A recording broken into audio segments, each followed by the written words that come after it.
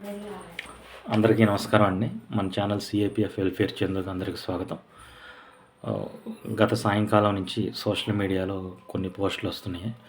Intermediate మొదటి సంవత్సరం పరీక్షలు రద్దయిపోయాయి, ఆంధ్రప్రదేశ్ బోర్డు రద్దు చేసింది అనే దాని గురించి ఎన్నో రూమర్స్ వస్తున్నాయి. దీని గురించి పూర్తి వివరణ నేను ఇచ్చే ప్రయత్నం చేస్తానండి. నిన్న అంటే 8 జనవరి 2025 మధ్యాహ్నం బోర్డ్ ఆఫ్ ఇంటర్మీడియట్ ఎగ్జామినేషన్ వారు ఒక ప్రెస్ కాన్ఫరెన్స్ ద్వారా కొన్ని విషయాలు తెలియజేశారండి.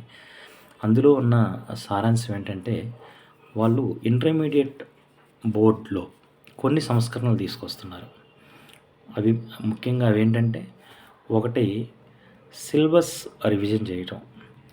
సిలబస్ రివిజన్ చేయాల్సిన అవసరం ఎందుకు వచ్చింది, దాని మీద వాళ్ళు ఏం చెప్పారంటే, మనం సిలబస్ ఇంతకుముందు మన AP state intermediate examination board 2012, 13, 13, 14, 14, 15 గత 10 సంవత్సరాల క్రితం చేసింది. ఇప్పుడున్న కాంపిటేటివ్ ఎగ్జామినేషన్స్కి అనుగుణంగా ఆ సిలబస్ని రివిజన్ చేయాల్సిన అవసరం వచ్చిందని వాళ్ళు చెప్పారండి. నెంబర్ 2 ఏంటంటే, న్యూ సబ్జెక్ట్ని కాంబినేషన్.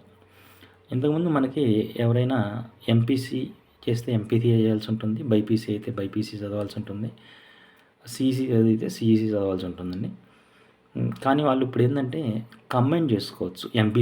ఎంబైపీసీ కూడా చేసుకోవచ్చు, మళ్ళీ సిఈసీ, హెచ్ఈసీ అట్లా ఏదైనా 2 కోర్సులు ఆర్ట్స్లో కంబైన్డ్ స్టడీస్ చేసుకోవచ్చు, సైన్స్లో ఎంబైపీసీ కూడా చేసుకోవచ్చు.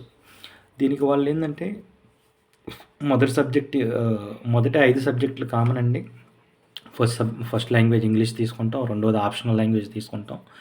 3, 4, 5 ఏంటంటే మన కోర్ సబ్జెక్టులు ఉంటాయి. మ్యాథ్స్, ఫిజిక్స్, కెమిస్ట్రీ, లేకపోతే సివిక్స్, ఎకనామిక్స్, హిస్టరీ, ఇలా మ్యాథ్స్, హిస్టరీ, ఎకనామిక్స్, ఎంఎస్సి ఇలా ఉంటాయి. వీటితో పాటుగా వాళ్ళు ఒక 6వ సబ్జెక్ట్ ఆప్షన్ ఇచ్చారండి. 6వ సబ్జెక్టు టోటల్ దాంట్లో కానీ దాంట్లో ఏంటంటే లాంగ్వేజెస్ 6వ సబ్జెక్ట్ ఉండొచ్చు, కోర్ సబ్జెక్ట్స్ అయినా ఉండొచ్చు. కోర్ సబ్జెక్ట్ అంటే మ్యాథ్స్, ఫిజిక్స్, పర్టికులర్ సబ్జెక్ట్ మీద మనం ఏదైతే స్టడీ చేస్తామో అది.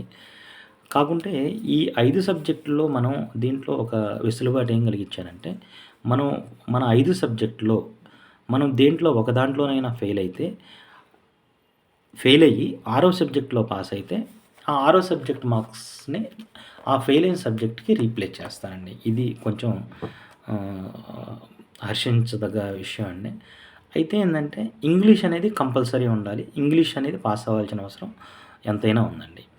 నెక్స్ట్ ఏంటంటే ఎగ్జామినేషన్ 3వ సంస్కరణ వాళ్ళు ఏం తీసుకొచ్చారంటే, మార్కింగ్ ప్యాటర్న్లో వాళ్ళు కొన్ని చేంజెస్ తీసుకొచ్చారండి.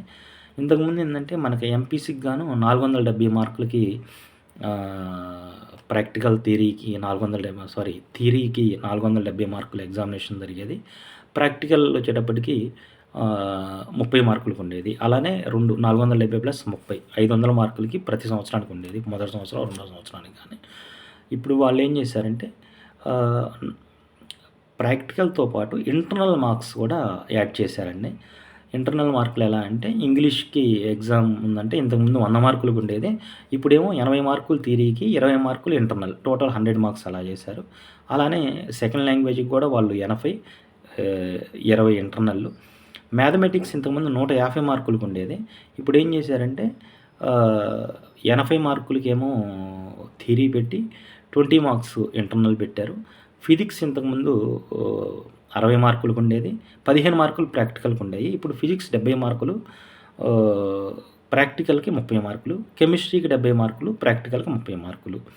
ఇవి టోటల్ థియరీ 380 మార్కులు, ఇంటర్నల్ ప్రాక్టికల్ వచ్చేటప్పటికి 120 మార్కులు.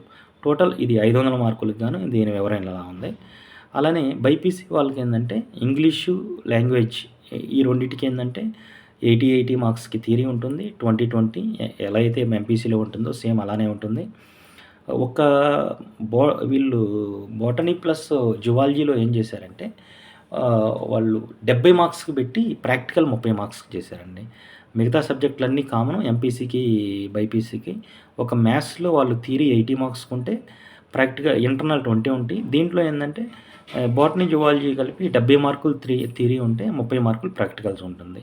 దీంట్లో బైపీసీలో టోటల్ థియరీ 370 మార్కులు, ఇంటర్నల్ ప్రాక్టికల్ 130 మార్కులు. ఇది కూడా 500 మార్క్స్‌కి. అయితే మిగతా హ్యుమానిటీస్ సబ్జెక్ట్స్ సీఈ, సిహెచ్ఈ, సిఎంఈసి వీటిలో ఎలా ఉంటుందంటే ప్రతి ఒక్క సబ్జెక్ట్ మనం తీసుకున్న సబ్జెక్ట్‌కి 80% థియరీ మార్క్స్ ఉంటే 20% ఇంటర్నల్ మార్కులు ఉంటాయి. 80+20 టోటల్ 100. 5 సబ్జెక్ట్ గాను 500 మార్క్స్‌కి వీళ్ళు ఇచ్చేసారండి. అయితే నాలుగో సంస్కరణ మోస్ట్ ఇంపార్టెంట్ వాళ్ళేందంటే ఇప్పుడు మనం చెప్పుకున్నాం కదా! వాట్సాప్‌లో సర్క్యులేట్ అవుతుందని. అదేంటంటే ఫస్ట్ ఇయర్ బోర్డ్ ఎగ్జామినేషన్స్‌ని బోర్డ్ లెవెల్‌లో కాకుండా కాలేజీ లెవెల్‌లోనే ఏ కాలేజీలో చదువుతారో అదే college internal exam board exams ఉండవు. ఫైనల్‌గా చెప్పాలంటే ఫస్ట్ ఇయర్‌కి బోర్డ్ ఎగ్జామ్స్ ఉండవు అని చెప్పారు.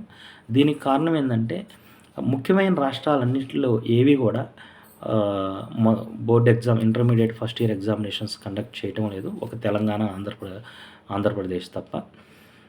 నెంబర్ 2 ఏందంటే ఇవి ప్రెషర్ అనేవి తగ్గిస్తాయి స్టూడెంట్స్ మీద అనేదానికి కూడా వాళ్ళు ఒక కారణం చెప్పారండి.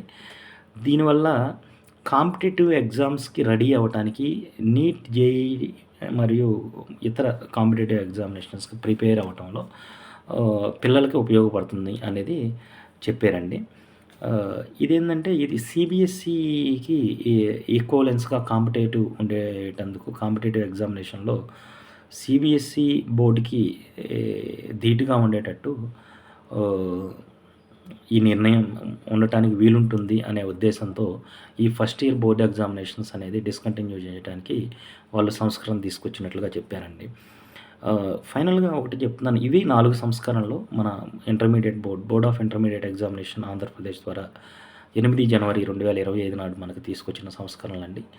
ఇవి దీన్ని ఓన్లీ ప్రపోజే అండి. ఇది ప్రపోజే, ఇంకా ఇంప్లిమెంట్ కాలేదు. ఇది ముఖ్యంగా తెలుసుకోండి. ఎందుకంటే వాట్సాప్‌లో రూమర్స్ అవుతున్నాయి. ఆల్రెడీ చేంజ్ అయిపోయినాయి. ఇది 2025, 26 ఫైనాన్షియల్ ఇయర్ నుంచి ఒకవేళ దీంట్లో ఏమన్నా చేంజెస్ అయితే 2025, 26 సంవత్సరం నుంచి చేంజ్ అవుతాయండి. దీని మీద వాళ్ళు అందరి పబ్లిక్, ప్రజాభిప్రాయం, స్టూడెంట్స్ అభిప్రాయం, పేరెంట్స్ అభిప్రాయం, కాలేజెస్ అభిప్రాయం, వీళ్ళ ప్రతి ఒక్కరి అభిప్రాయం అడిగారండి. ఇవి 26 జనవరి 2025 వరకు దీనికి టైం ఇచ్చారు వాళ్ళు. ఏవైనా సలహాలు, అభ్యంతరాలు ఏమన్నా ఉంటే తెలుపవచ్చని. ఆ సలహాలనేవి మనం baereforms@gmail.com ద్వారా మనం మెయిల్ ద్వారా మనం తెలుపవచ్చండి. ఇదండి ఈ వీడియో. అందరూ తెలుసుకుంటారని ఆశిస్తున్నాను.